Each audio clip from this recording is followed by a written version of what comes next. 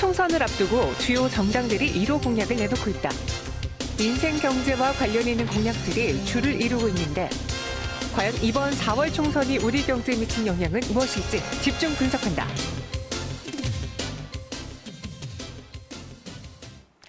네, 무료 와이파이 때문에 머큐리가, 그리고 일자리 정책 때문에 메가 MD가 주목을 받고 있습니다.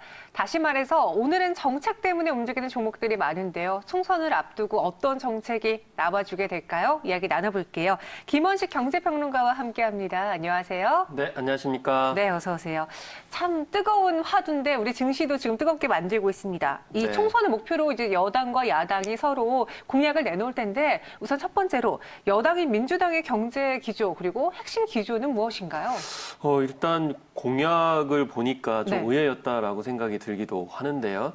그래서 대체적으로는 좀 기존의 총선 공약 같은 경우는 크게 했었어요. 그래서 그걸 이제 메가 공약이다 이렇게 얘기를 하는데 이번에 보니까 이 통신비 쪽에 초점을 맞춰가지고 생활 밀착형으로 공약 1호를 내세워서 정책 기조가 어떤 쪽으로 가는지를 좀 알 수가 있었습니다. 사실 저는 이 공약을 보면서 요즘에 화제가 되고 있고 또 세계적으로 주목받고 있는 기생충이 떠올랐거든요. 네. 그 기생충 영화 장면 중에 하나가 와이파이를 잡기 위해 가지고 이 화장실 변기 뚜껑까지 올라가 가지고 네, 맞아요. 잡는 이제 가족들의 장면이 나왔었는데 네.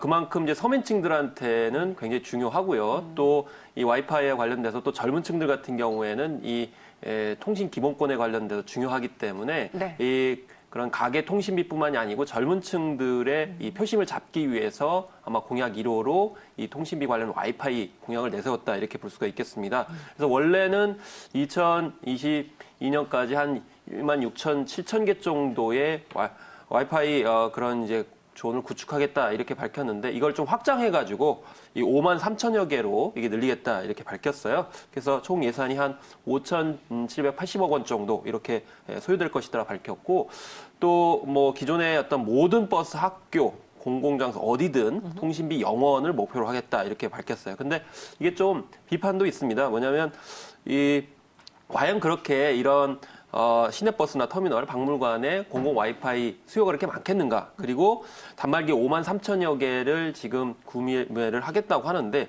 이걸 구체적으로 어떻게 구매할 건지 특히나 비용이 산정이 안 돼 있다 이렇게 얘기를 하고 있거든요. 그래서 지금 현재 5,780억 원 같은 경우에도 이 와이파이 장비 구매 구축에도 굉장히 빠듯한 수준이고 이후에 고장 날 텐데 이 고장 비용까지 산입한 거냐?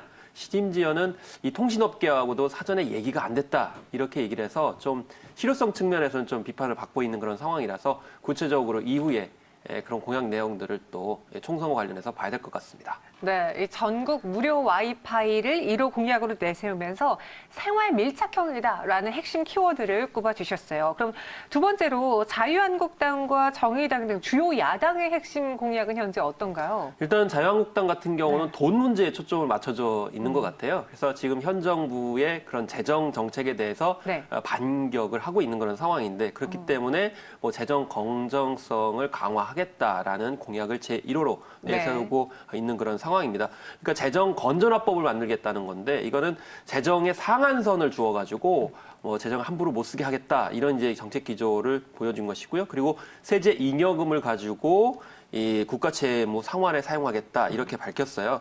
그래서 이제 관리 재정 수지가 역대 최대인 45조 6천억 원 정도의 이 적자가 나고 있기 때문에 이걸 이제 집중적으로 파고들면서 공격을 하고 있는 건데요. 그래서 페이고 원칙, 그러니까 번 만큼 쓴다라는 원칙으로서 이제 빚더미를 부각시키는 그런 이제 공약 정책을 내세우고 있습니다.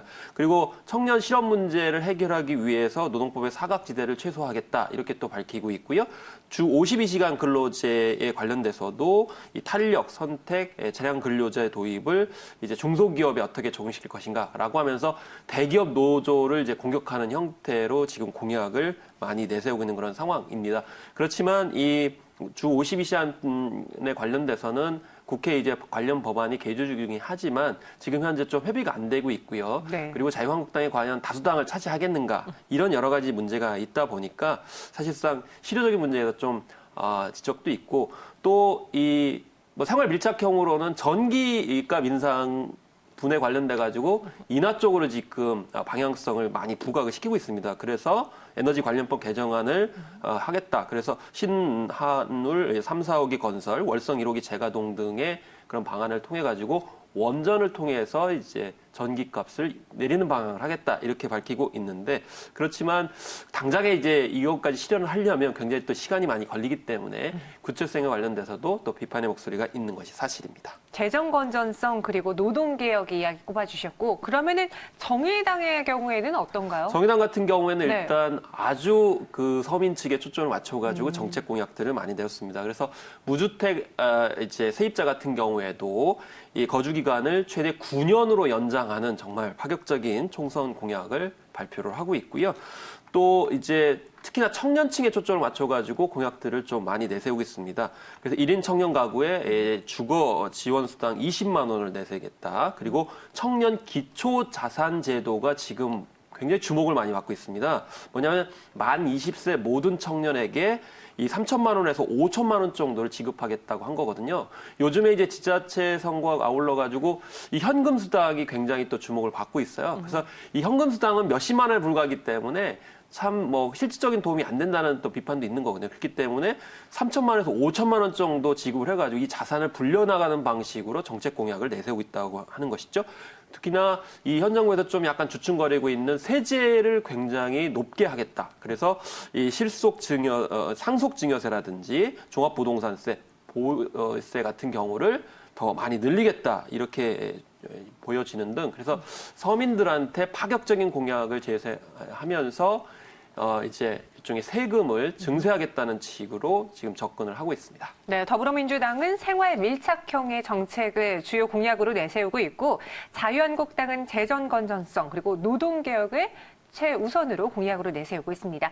마지막으로 정의당의 경우에는 이제 청년 쪽 그리고 이제 세금 강화, 자산 세제를 강화하겠다라는 이러한 공약을 내세우고 있는데, 사실 이번 총선은 그래요. 기존의 여당이 얼마만큼 잘했는지를 평가받고 야당이 그에 또 대응해서 또 국민들 민심을 잡느냐 이를 평가받는 상황인데, 여기 빅매치가 항상 인기가 되잖아요. 네, 그렇습니다. 이번엔 종로입니다. 사실 네. 뭐 선거라고 하는 것은 뭐 격투기와 비슷한 그런 이제 네. 측면들이 있기 때문에 아무래도 이런 빅 매치가 주목을 받은 그런 상황이죠. 종로에서 이제 황교안 그리고 이낙연 이렇게 두 대물이 붙게 되는데 어떻게 사실 될까요? 대권 후보잖아요. 네. 여야의 대권 후보가 네. 종로에서 이제 맞붙게 되는 것이기 때문에 아무래도 네. 대선의 전초전이다 이렇게 볼 수가 있겠는데요. 어쨌든 이낙연 전 총리 같은 경우는 종로에 출마하는 것을 뭐 기정사실화 하고 있습니다. 왜냐하면 종로에서 이미 이제 전세 계약을 했다라고 하는 그런 보도가 일단 나왔고요. 그리고 당에서도 이제 이런 사실을 공표를 하고 있습니다. 사실 이낙연 후보 같은 경우에는 종로에 나오는 것이 여러모로 도움이 되죠. 왜냐하면 물론 대선 후보로서 이제 1위를 달리고 있긴 하지만 호남이라고 하는 한계를 가지고 있는데, 이 종로에 출마를 하게 되면 전국적인 어떤 그런 정치인으로 부각이 될 수 있다라는 것입니다.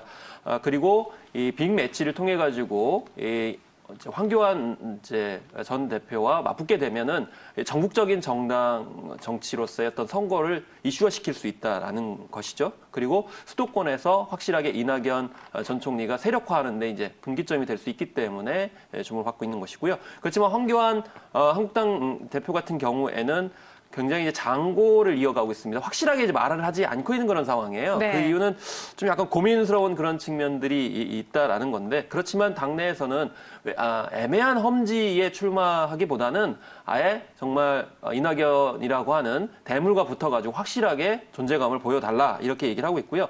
용산 출마설 같은 경우도 얘기는 하고 있지만 사실 용산 같은 경우는 이 황교안 이라고 하는 야권 대선 주자가 나오기에는 좀 경량급의 후보자들이 나오기 때문에 좀 맞지 않는다 이렇게 얘기를 하고 있습니다. 어쨌든 이 이낙연 전 총리 같은 경우는 주로 이제 일종의 어떤 신산업, 4차 산업을 굉장히 많이 강조하는 경제 정책들을 선을 보여왔고요. 또 중소기업과 4차 산업을 연계시키는 그런 스타트업 관련 정책들을 많이 기조를 했었습니다. 그런데 이 황교안 대표 같은 경우에는 이제 현 정부의 정책 기조를 비판을 하면서 자유시장 경제의 원리들을 굉장히 많이 강조를 해왔거든요. 네. 그렇기 때문에 아마 이 전에 어떤 현 정부의 정책에 대해 비판을 하면서 자유시장 경제에 관련된 공약들을 많이 강조할 것으로 이렇게 예측이 되고 있습니다. 네. 그러면요, 이 정책뿐만 아니라 지금 시장에서는 인맥 테마주로 또 인맥이 있는 기업들의 회사가 주가가 오르고 있는데 어떤 것들이 있는지 대표적인 정치 테마주에 대해서 정말 테마도 한번 짚어볼게요. 네, 그렇습니다. 네. 이낙연 전 총리 같은 경우가 이제 많이 테마주를 지금 몰고 다니고 있는데요. 네. 대부분 이제 동생에 관련돼 가지고 뭐 남선알루미늄이라든지 또 남아산업, 네. 그 DK 케미칼 등이 이제 주목을 많이 받았어요. 계열사 대표이사가 친동생이라는 그런 이제 평가 때문에 주목을 많이 받았는데 남선알루미늄이나 이제 DK 케미칼 같은 경우는 약간 좀 등락을 오르락내락하는데 지금 뭐 약간 좀 내리막이고요. 남아산업이 또 이제 주목을 받고 있는데 남아산업 같은 경우는 지역구인 전남 무안에 골프장을 운영하고 있기 때문에 이 같은 사실이 알려지게 되면서 지금 좀 많이 오른 그런 상황인데 이것도 이제 어떻게 될지 모르는 그런 상황이고요. 또 주연테크 같은 경우는 사회이사와 이제 친분이 있다는 이유, 그리고 이랜드 계열사인 이월드 같은 경우는 박성수 회장과 광주제일고 동문이라고 하는 사실 때문에 지금 등락을 오락가락하고 있는 그런 상황인데요. 또 황교안 테마주는 한창제지와 솔구바이오가 있는데 이건 좀 한동안 주목을 받았다가 지금 약간 소강 상태인 그런 상황이고요.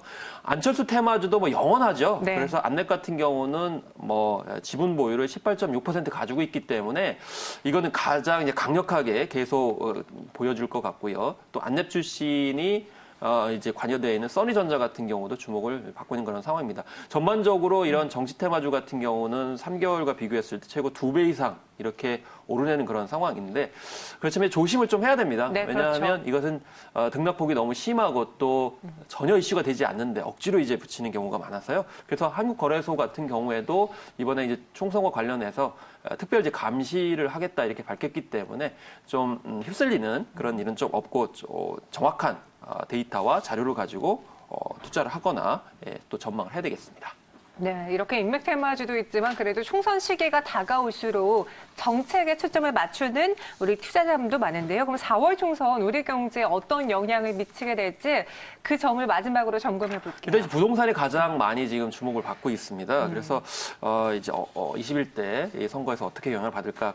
근데 2004년부터 2012년까지 19대까지 부동산 시장이 일제히 하락세를 보였는데요. 그렇지만 20대 총선 후에는 상승세를 보였어요. 네.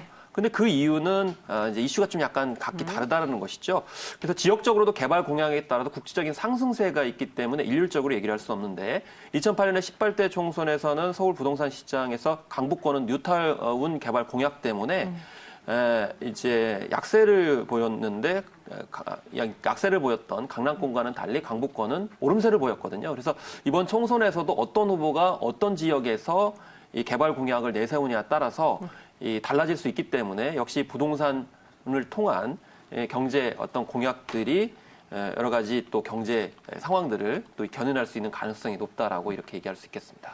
네, 이 여야당의 이제 총선 승패도 중요하고요. 그리고 거물급 인사들의 행보도 중요한데 정말 우리 국민들을 위한 정책들이 나와주는 게 가장 중요하지 않을까요? 잘 참고해 보시기 바라겠고요. 김원식 경제평론가와 함께했습니다. 오늘 말씀 고맙습니다. 네, 감사합니다.